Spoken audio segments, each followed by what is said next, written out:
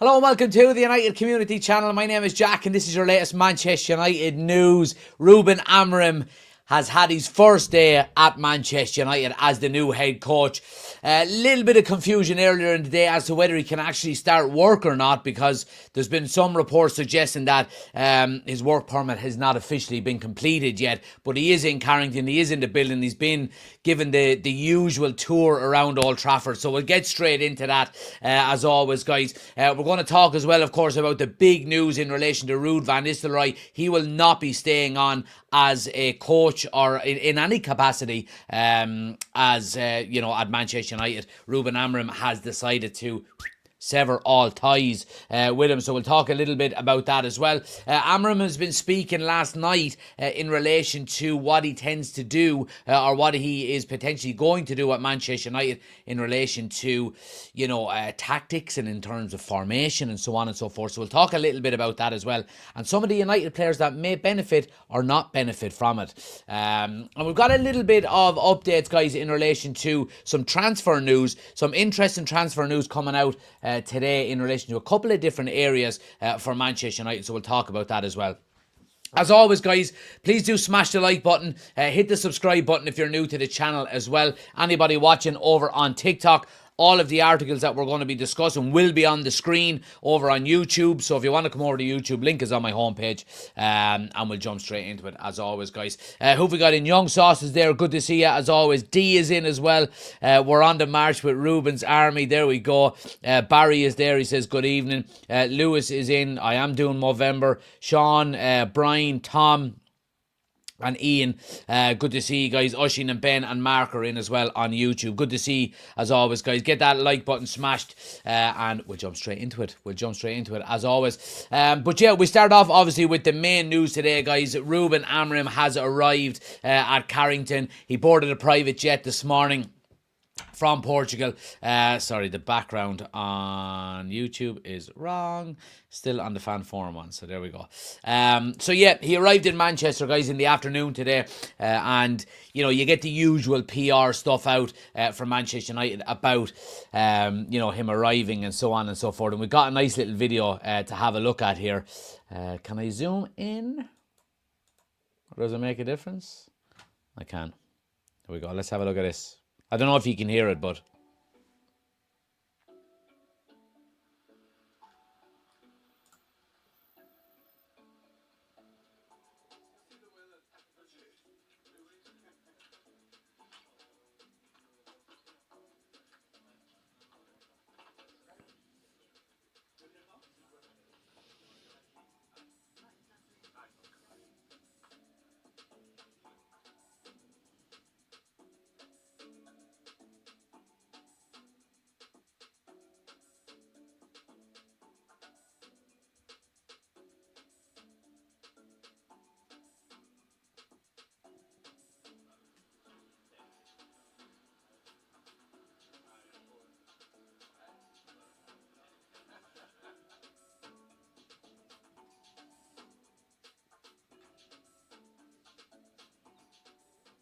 there we go. Ruben has arrived.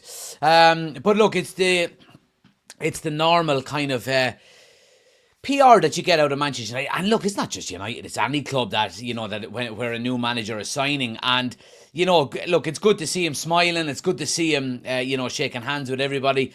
And look, we've seen this already, that he seems to be, and I don't mean this as a dig at Ten Hag, but he seems to have a bit more personality about him. He's a lot more, outgoing, maybe smiling, happy. And I think you can see it within his interviews as well. The few interviews maybe that we have seen in the past couple of weeks since he's been announced as the new United head coach, that, he's able for the media. He's a likeable character, and he's coming in with colour in his hair. Let's see in maybe 2 years' time, is there more greys there, under the stress of being Manchester United manager. But look, I mean, I hope he's successful, like I do any Manchester United manager. But I don't know. I've got a really good feeling about this one. And look, again, we talk very realistically here about not wanting to get ahead of ourselves too much. You know what I mean? And not get carried away. And we tend not to be quite honest with you. But he's going to need time, and he's going to need a lot of support, because Manchester United are nowhere near where we want to be. And look, this guy could be an overnight sensation. He could be an absolute overnight sensation and do what Unai Emery done at Villa and take him from, the bottom half of the table, within a couple of months to challenge him for Europe. And that would be the plan. And, we spoke about it yesterday in relation to the top four race. And I think, there is still a top four race there for Manchester United. We're 4 points off of top four. You know what I mean? Which is not a million miles away, considering, the amount of football that's left to be played in the season. So, look, I think if Amorim can get as quickly as possible, get an upturn in performance from these players. Now, again, that's the main, debate there.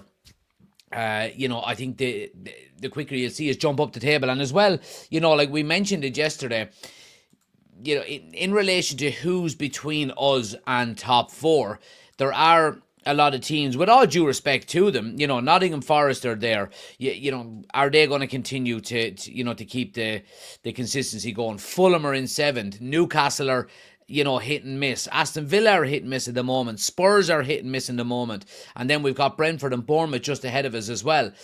So with all due respect to a lot of the teams that are ahead of us, you would expect that if we do put a bit of a run together, maybe between, after the international break and the new year, God knows where it will take us, So, look, I mean, it's a really positive time that, with Ruben Amorim coming in, and we know as a young coach how, sought after he has been, and it's justified, given what he's done at Sporting. They're unbeaten this season. You know what I mean? I think in all competitions they're unbeaten this season. And he's got 9 or 10 wins now from 9, or 9 wins from 9, or 10 wins from 10, whatever the case may be.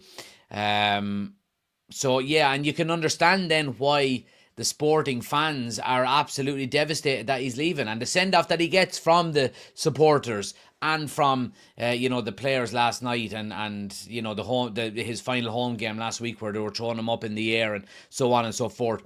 And I think one of the main things that we see with Ruben Amorim at Sporting is the connection he has with the players. And he mentioned that a couple of times already, didn't he? That, before he goes and builds a team and maybe a style of plays, that he wants to build relationships with players.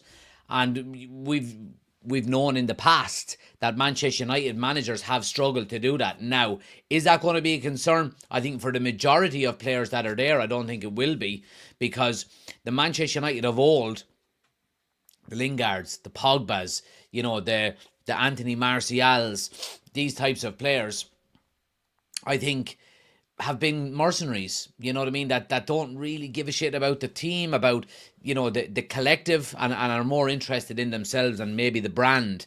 But I think we've got, the foundation of a good squad there at United in terms of quality and in terms of mentality. I mean, you look at the players come in, Onana looks, really good this season. De Ligt has been a great signing. Mazraoui's been a brilliant signing. Martinez already there. Ugarte has already played for Amorim, so we know the story is there. Casemiro, has been around the block and he knows what it takes. Bruno Fernandes will always give you everything. Rasmus Højlund is young, hungry, wants to learn. Ahmad on the right. Garnacho on the left wants to, take the world by storm. There are a couple of players, that maybe linger, and I think the main reason for it is because of the fact that they've been there long term under numerous managers that have got sacked. And look, you've got to say the likes of Luke Shaw, you've got to say the likes of Harry Maguire, you've got to say the likes of Victor Lindelof, you've got to say the likes of Marcus Rashford. These players have been there now under countless managers, and they've all been sacked. They've all been sacked. So it'll be interesting to see how that dynamic happens over the next few weeks. Let's see what you're saying in the chat here, guys, as well. Let's see. Ben says, Oshin says, I haven't been this excited since Erik ten Hag was announced. Yeah, all right, well, that's fair enough. Don't stop believing we will win the title this season, says Dylan. No, we won't. Let's see. Oshin will die happy if Amorim fields a 4-4-2. Dylan says, did you hear that Ruben said he wants high-intensity players? We're going to get into that in a moment as well. Mark says, Jack, how do you think Rashford will get on under Amorim? Amorim said he wants high-intensity. Yeah, again, we'll get into that in a moment. Why does Jason Wilcox look like he's collected tokens of cereal boxes and won a day out at Carrington? Well, look, he's part of the process there, and I've been happy with what they're doing so far. There he is, the coach that will win us our next title, and his staff following, says D. Hate the fact the new manager is younger than me, says Oshin. Well, look, I mean, it was always going to happen, wasn't it, Oshin? I mean, you're getting on, in fairness. I'd say if there was fun on the bed, he would sleep on the floor, Ten Hag, says Mark. No, look, I poor Ten Hag. I feel sorry for Ten Hag. I wish it worked. Lewis says 100% we're still in the title race. We're not in a title race, Lewis. Look, I love your positivity. I really do. But we're not in a title race. A top 4 race, yes, but not a title race, in my opinion. David says, I won't get carried away, but I can't help feel excited. This guy is proactive. If things don't work, he changes it. He supposedly has football tactics on the brain 24/7. Get excited, David. Get excited. You know, there's nothing wrong with getting excited about a new manager coming in. And you will have all the opposition fans going, getting excited about another manager. And I put it this way last week. I said, if you went on holidays and it turned out to be a shit holiday, it doesn't mean that 12 months later you're not going to be excited about going on another one somewhere else. You know what I mean? Get excited about a new manager. Let's stay grounded, says Oshin. This is not his team yet. Let's give him a few windows and see how we're looking. I agree with you, Oshin, 100%. But I have been giving a little bit of thought to that kind of that kind of statement over the last few days, and I'm thinking to myself, would Ruben Amorim choose Manchester United? Because we know the interest that's in that's there for this manager, and potentially, obviously we heard that if Guardiola was to leave at the end of this season, that City wanted Amorim to replace him. Now, in terms of United choosing Amorim, I think Amorim has a lot of say on who he chooses as well. And I think he would have had his homework done around who Manchester United have within their squad, and does it suit the way he wants to play. I do agree with you that it's not his team yet, but I think there's a lot of that team already there that he obviously likes, or else I don't think he would have taken the Manchester United job, to be honest with you. Warren says, exciting times ahead. My main concern is the rinse and repeat of getting the managers, players in. Well, that has ended, Warren. That ended this summer with Ineos coming in. That this picture on the screen of, we've got Dan Ashworth, we've got Jason Wilcox, and we've got Omar Barada. All of these 4 people that you see facing the camera will have some say in signings. You know what I mean? This guy here, Amorim, is not going to be making the decisions on who we sign. These 4 together will be making the decisions on who we sign. And, that is the way forward. That is the way forward, in my opinion. You know what I mean?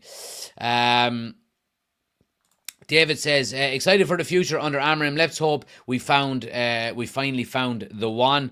Dylan says, did you hear that video? Yeah, I'm not getting into that nonsense. Jack's breaking up, lads. Is it my Wi-Fi or everyone else? I think everyone else seems okay. Lewis says he wants players with high intensity, so Rashford won't want to get his act together. Ben says his first job is getting in there and sort the men out from the boys. Let's see who actually wants to work for it. I want to move on, guys, and talk about his arrival has also meant that Ruud Van Nistelrooy leaves Manchester United. It was broken today at 5 o'clock, I think, and an hour or two after Ruben Amorim arrived. So now, again, he's leaving. Rene Hake is leaving as well, and a couple of other people that were on Erik ten Hag's coaching staff. So basically, what it means is that Ruben Amorim is bringing in his own. Fully his own staff. Now, Manchester United have made a statement. Van Nistelrooy and coaches leave United. They say Man United can confirm that Ruud Van Nistelrooy has left the club. Ruud rejoined in the summer and has taken charge of the team for the past 4 matches as interim head coach. Ruud is and always will be a Manchester United legend. We are grateful for his contribution and the way in which he has approached his role throughout the time with the club. He will always be very welcome at Old Trafford. Rene Hake, Jelle Ten Rowler and Peter Morel have also departed, and we wish them the best for the future. We will confirm the men's full first team coaching composition in due course. So there we go. So basically, what it means is that Ruud is gone, and the backroom staff that were under Erik ten Hag, and Amorim is bringing in his own guys now. He's probably going to have a look at the structure behind the scenes at Manchester United, and there may be some areas that he might want to, reinforce, whether it be, a new sports scientist or, a nutritionist or, goalkeeping coach or a set piece coach, whatever the case may be. And that will all, iron itself out in due course over the coming weeks once he gets onto the training pitch. But look, I mean, in relation to Ruud Van Nistelrooy, absolute legend. And, like I said yesterday, he really did steady the ship that, was kind of, it was sinking quite quickly under Erik ten Hag. And we knew that there was going to be a period of time where, Ruben Amorim, before he came in as manager. So, Ruud Van Nistelrooy taking the helm and making some minor adjustments within the starting 11 as well, and I think the main one that we've seen was both Casemiro and Ugarte playing together as a kind of a double pivot in midfield, and it's given us a real solidity over the last 4 games. We've won 3 out of the 4 games that Ruud Van Nistelrooy took over, and the 4th one was a draw against Chelsea. So he has really steadied the ship. I think he's ended the negativity within the club coming to the end of Ten Hag's reign, where everything was, dark days and really, no light at the end of the tunnel. And Ruud, in fairness to him, has steadied the ship, and I can't speak highly enough of him. And he mentioned that he wanted to be there and he wanted to remain as part of the backroom team at Manchester United under Ruben Amorim. And look, to be honest with you, and I think the majority of people are saying the same thing online today, is that Amorim has probably made the right choice in terms of not keeping Van Nistelrooy on. And we spoke a little bit about it last night on the watch along, or yesterday on the watch along, that what would be the case here if what would be a scenario here if certain players have warmed to Ruud in the dressing room, whether that, let's say, for example, Rasmus Højlund loved Ruud Van Nistelrooy, but he doesn't get on with Ruben Amorim after a few weeks of him coming in. Does Rasmus Højlund then kind of warm towards Ruud and start, back mounting about the new manager because he's not getting games and so on and so forth? And look, I think it's better just for a clean slate. I honestly do. There are still people there on the coaching staff in the background that will remain, that are not really on the training ground, that are not on the pitch putting out cones. Darren Fletcher, for example, is there. He's kind of a liaison from the underage teams to transition into the first team. So he's going to be there, and he's going to be, probably there on a day-to-day basis in and around that inner circle of Ruben Amorim, and he's going to be able to bring him up to speed on, who's a dickhead, who doesn't run, the Manchester United philosophy and the heritage of the club and all of that kind of stuff. You know what I mean? Ruud Van Nistelrooy, to be honest with you, I think it probably best sums it up is that Van Nistelrooy is probably too big of a name to be an assistant. You know what I mean? Under Ruben Amorim, I honestly believe that. I think he is. I think he will go and get a managerial job somewhere. And I've seen a lot of the fan channels over the last few days, or last night and today, of Leicester City fans leaving Old Trafford going, I hope to God Ruud doesn't stay. Give him to us. We'd love to have him. They want their manager out. And they want, some of them are saying, get Ruud in. We'll take him off your hands. So, look, I think Ruud will go and he'll get a job somewhere else. There was a lot of interest for him in the summer as well. I think Burnley were in for him as well. So, you look at maybe West Ham struggling. Are they going to change their manager? Could he go in there and do a job? I have no reservations that he will go on and be a successful manager, absolutely. And you never know, maybe someday he will be back as Manchester United manager. But for the moment, it's Ruben Amorim. It's Ruben Amorim. Why did that go there? What? Yeah, there we go. It's Ruben Amorim, and I'm absolutely excited for it. Dub, thanks for the gift. Much appreciated. Hit the follow button, guys. Hit the like button as well on YouTube if you haven't done so already. Nearly 30 people watching and only 12 likes. Get the thumbs up in, guys, if you can. Helps the channel out an awful lot. And hit the follow button on TikTok if you're new as well. Let's see what people are saying here. Chris says, sad to see Ruud go. It is sad to see him go, but I think it's ultimately the best choice. Kieran says, Ruud Van Nistelrooy staying would help back his coaching staff. So there we go. Look, not everybody is happy that Ruud is leaving, and again, like I said, everybody's opinion is valid. Dylan says, Ruud, wish you good luck. Maybe West Ham come calling for him. Yep, there we go. David says, Ruud could have his pick of jobs, to be honest. Could do really well with a championship team or a team in Europe. Mark says, you brought up the Roma job. I think it would be perfect for Ruud. There we go. Young Sauce 100% agrees. David said, I found it strange that Ten Hag said repeatedly that Ugarte wasn't ready, and then Ruud Van Nistelrooy put him in and looked more than ready. Yeah, exactly. And again, that might be, now that we're seeing the end of Ten Hag and subsequently the change in maybe a little bit of tactics and personnel, and we were just speaking there about the collective now that's deciding this, who we sign. And before Ineos came in, Ten Hag had free reign pretty much on who he was to sign. But the summer gone, that was a no-go. But inevitably, Ten Hag decided on who went out and started every week. So maybe was that a bit of a snob to the hierarchy to say, I didn't want Ugarte, but now I have him, I don't have to play him. You never know. Now, this is all speculation. You know what I mean? But Ugarte was man of the match last night for me. I thought he was absolutely phenomenal. And we know that Ruben Amorim has basically turned him into the monster that got the £60 million move to PSG in the first place. So it's good to have him back. Mark says, trophies, just getting ready for Amorim to come in.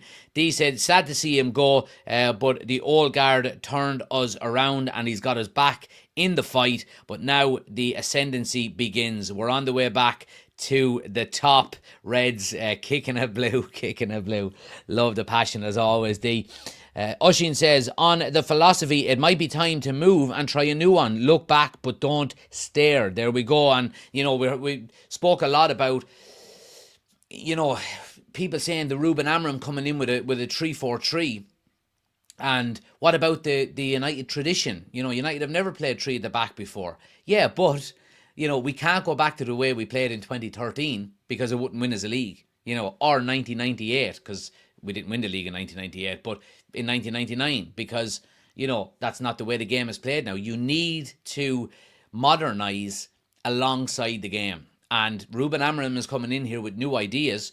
Bring it on. And let's make 3-4-3 the new United way, if it's to be successful. You know what I mean? So I 100% agree with Joshin. David said, hopefully Amorim does a great 10 plus years and then we get Ruud for another 10. There you go.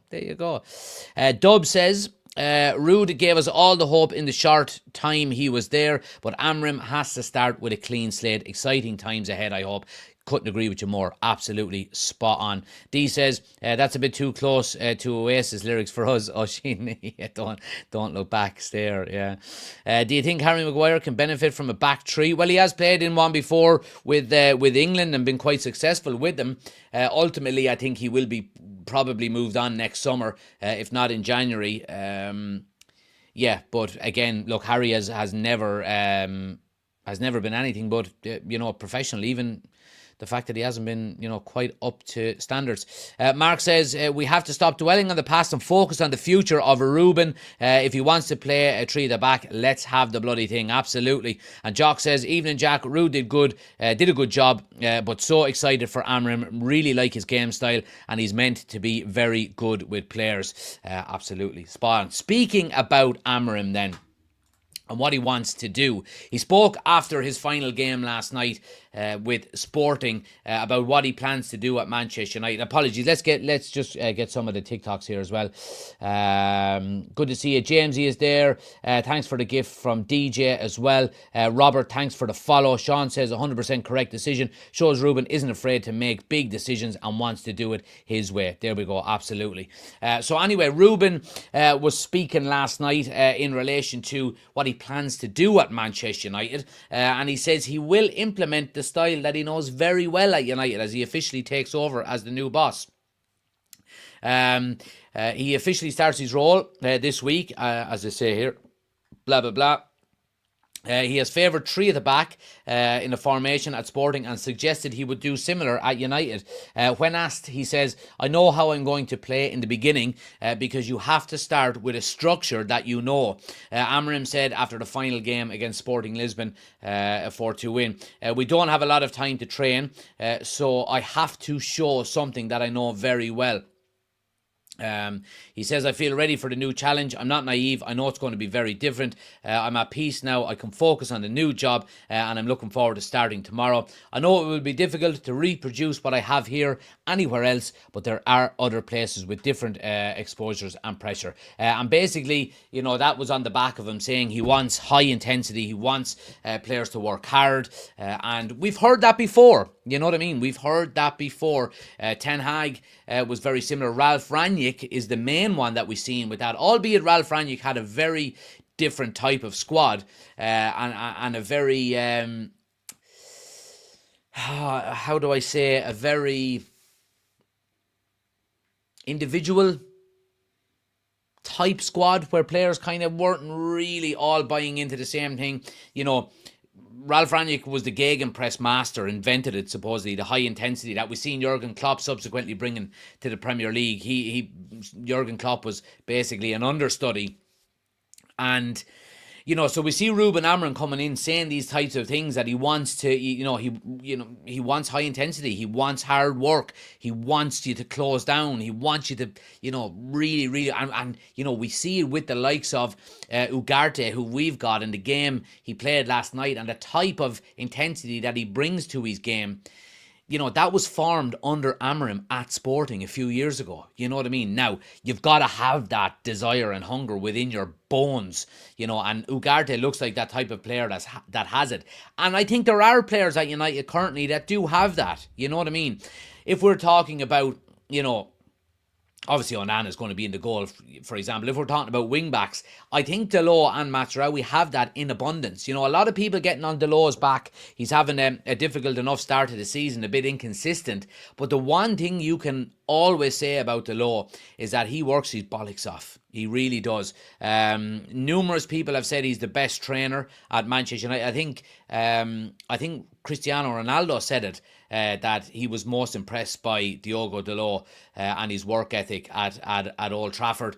And Mazraoui, we know on the other side as a wing back, 100% is, we've seen how great he's been so far this season.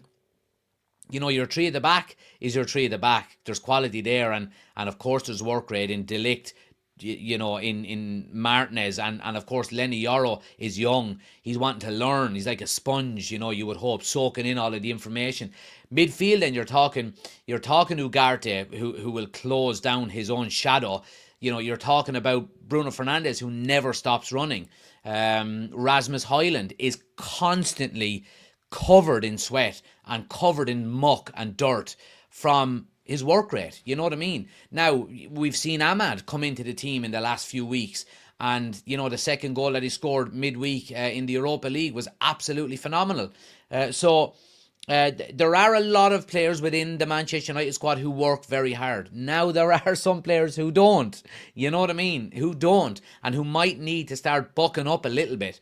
You know, for normal reasons, you would say the likes of Christian Eriksen, for example, just doesn't have the legs to do it, but is the type of player that probably would do it if he had the legs. Casemiro always gives you 100%, but again, he's getting older.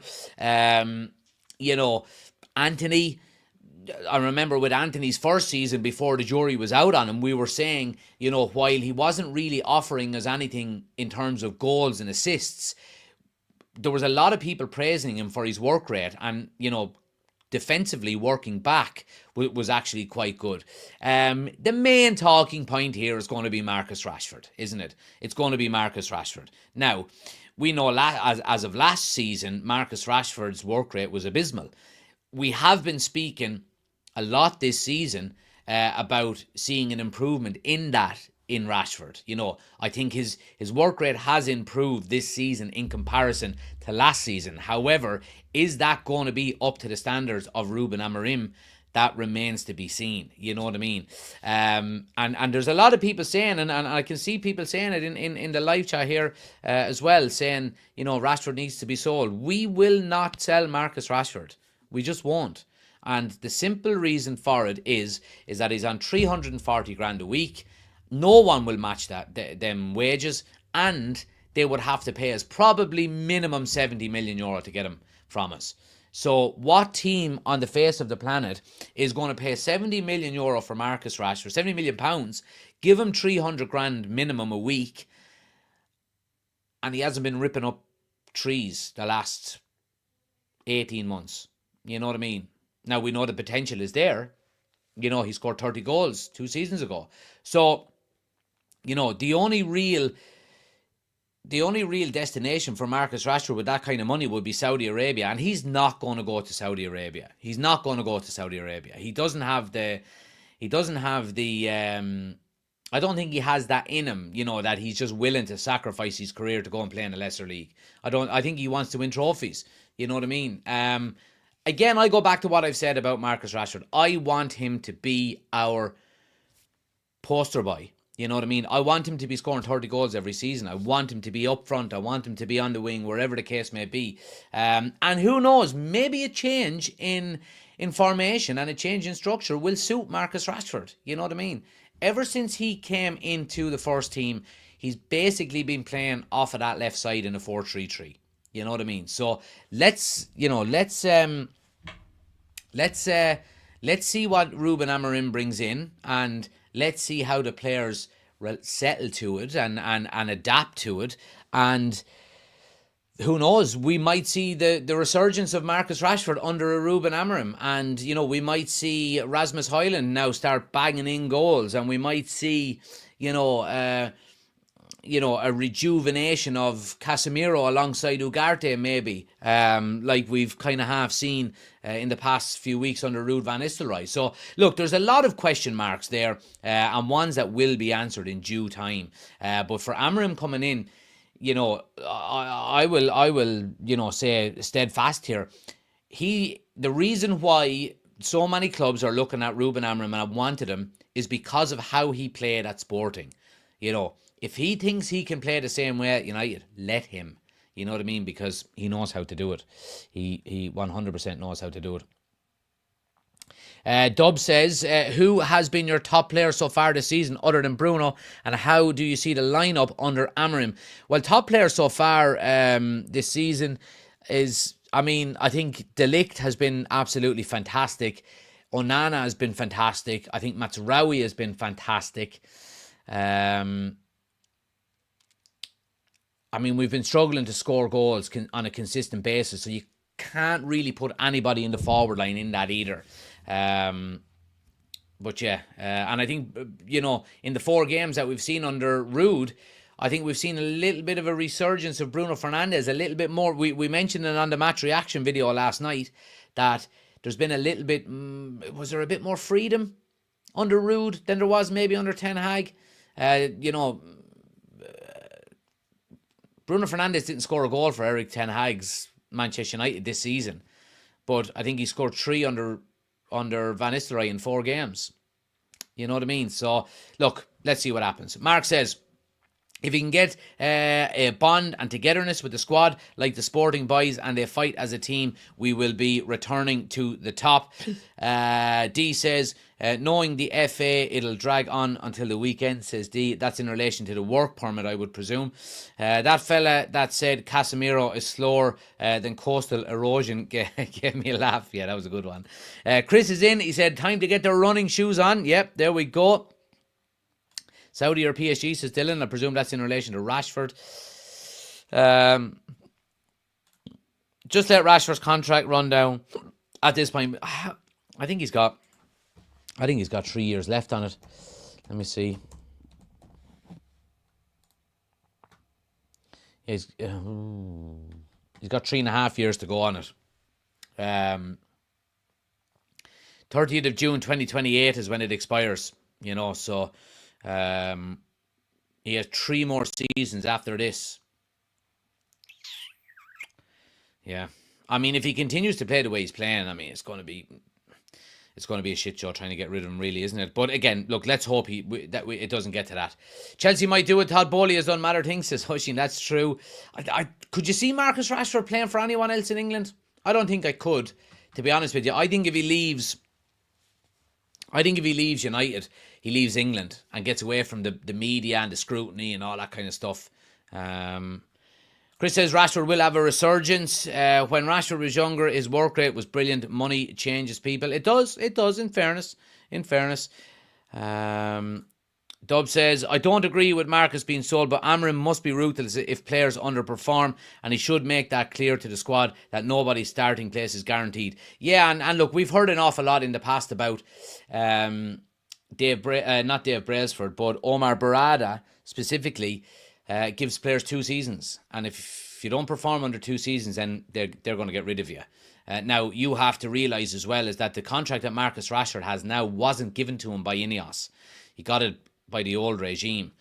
So, is there any loyalties there towards Marcus Rashford for them? I don't think there is. But then again, I mean, you're probably looking at it from a business standpoint as well, and the fact that, maybe the commercial value that Marcus Rashford offers you, and fans, of course, hate hearing that, but from a business standpoint, it is true. Do you think Amorim can make Rasmus a 25-30 goal a season striker? I hope so, Dylan. I hope so. That would be the plan. I would rather Rasmus go and do it than have to go out and spend another 60 million on Gyökeres, who we'll talk about in a second. Struggling to score goals because these melts refuse to pass the ball to the striker. Football is a simple game, complicated by idiots sometimes. You know what I mean? Most clean sheets in the league, says Mark. There we go. Dub says Casemiro definitely has more freedom in the midfield. That's certain. And it's changed him for sure. Well, that's that idea humped then, says D. Ben says make or break for Rashford. 100% agree, says D. Chris says Rashford's best interest is to swallow his pride and work his tail off. Absolutely. Right, guys. I suppose before we move on to a couple of little nuggets about transfers potentially, some good news being reported today is that these 3 absolute gems are expected to be back by the end of the international break. Lenny Yoro, Kobbie Mainoo and Terrell Malacia. Now again, look, Lenny Yoro hasn't kicked a competitive ball for Manchester United yet, so he's going to need time to bed into the team. But we're talking about we're talking about. Sorry, guys, to anybody on TikTok, I do apologize. I'm reading out all of the comments over on YouTube. I do apologize. We're live on YouTube as well. If you want to join us on YouTube, the link is on my homepage. Come on over, hit subscribe, jump into the chat. I will try and get to a couple of comments on TikTok, but we do prioritize the YouTube chat. So if you want to come on over there, link is on my homepage. I see some of you going, where the bloody hell is he reading these questions from? It's all on YouTube. Come on across, hit subscribe, and jump into the live chat. Lenny Yoro, obviously, and look, we're wearing the merchandise. Link is in the description. If you want to go get your own Lenny Yoro top and many more designs that we have, check out the link in the description, guys. Obviously on YouTube, that is, and go check out the merch we have. So yeah, I mean, he's going to need time to bed in, and again, if we're talking about, doing a three at the back, I would presume that Lenny Yoro is not going to be going on international duty, so Amorim is going to have 2 weeks with him on the training ground now, to go, this is what I want from you, blah, blah, blah, so on and so forth. And then when, Martinez and De Ligt come back, then brilliant. I would like to see some names of players dropping out of international duty, to be quite honest with you. When I seen that, I think England had 8 players pull out of international duty, like Phil Foden, Jack Grealish, Cole Palmer. There was a good few. I would like to see some United players do that as well. We know Kobbie Mainoo won't be there because he's coming back from an injury as well. And Terrell Malacia, of course, he's been on the missing list for, the guts of 18 months now as well. So it can only be a positive thing that these guys are coming back. And the sooner Amorim gets a healthy squad back there, the more likelihood is that we close that gap between where we are now and top 4 and absolutely buzzing for it. You know what I mean? Graham Mazzini says, I moved over from TikTok. In my opinion, Ruud has shown he's a manager, not a coach, after the last few games. Yeah, well, look, I mean, it's not a bad thing either. We know that there's a lot of talented coaches out there. Sir Alex Ferguson is the greatest manager of all time, and he rarely took a training session. So, if you surround yourself with competent people who know what they're doing, then, yeah, it's doable. It certainly is doable. Let's see. They're all pulling out because the Prem coaches are shitting themselves and have already trying to think up how to stop our resurgence, says D. Do you know what it is, though? On a serious note, the reason why we're seeing so many players drop out of international duty over the last couple of years is because of this Nations League. It's the biggest load of absolute tripe, and you can put on as many games as you want extra for players to play. If they're shite games, no one's going to watch them. You know what I mean? And that's the concern.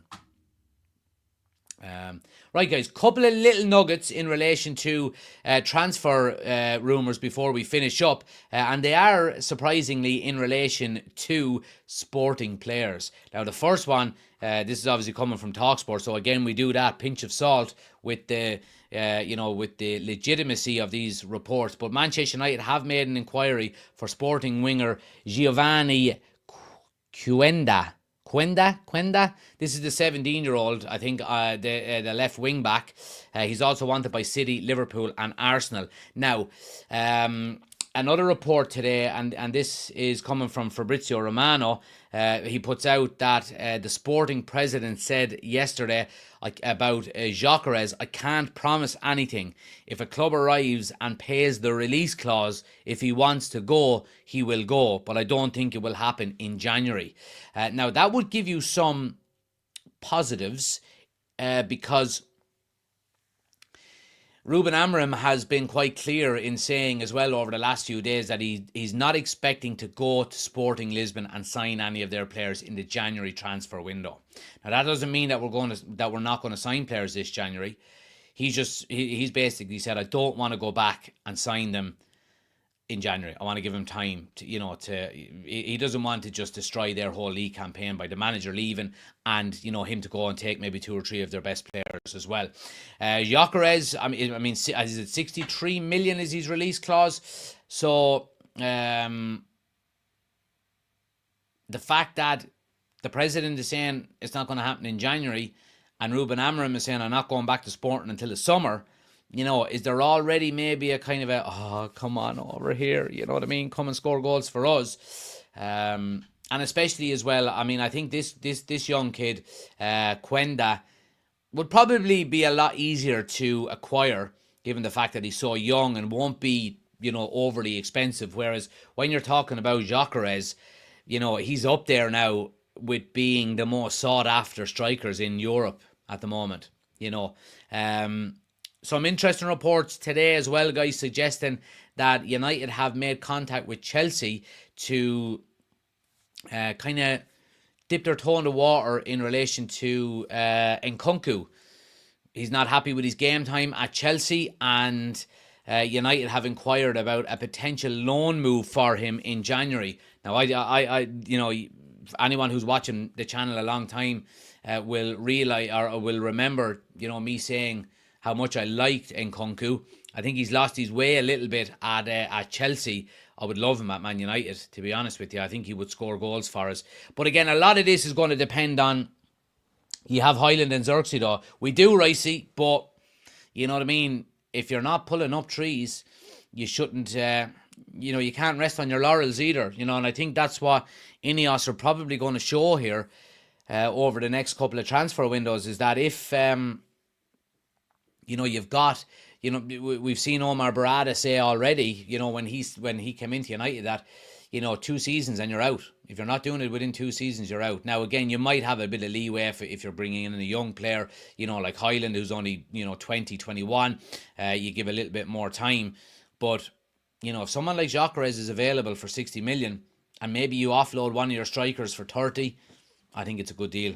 Yeah, but nobody, my point being is that nobody should think that just because they've signed for Manchester United, and this would be the same at any club, just because you've signed for a club means that, your position is secure. And that shouldn't be the case at all. But it's been a day of really good news, guys. Obviously, people are a little bit disappointed around Ruud Van Nistelrooy not staying on, and that's understandable. I think it's for the best, if I'm being 100% honest. I think, I think Ruben Amorim coming in, and we've seen, the PR videos and so on and so forth. It's good to see him in, and I think the next day or two, the work permit should be passed by the UK government.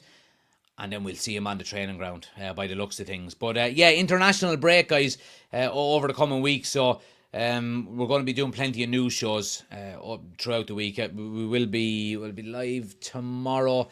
Got training tomorrow night myself. So if we're going tomorrow, it'll be a little bit later, maybe 9:30, 10 o'clock maybe. But yeah, we've got plenty to talk about, guys, over the coming days. Ruben Amorim is in. His feet are not quite under the table yet, but he is in Manchester. He is in Carrington.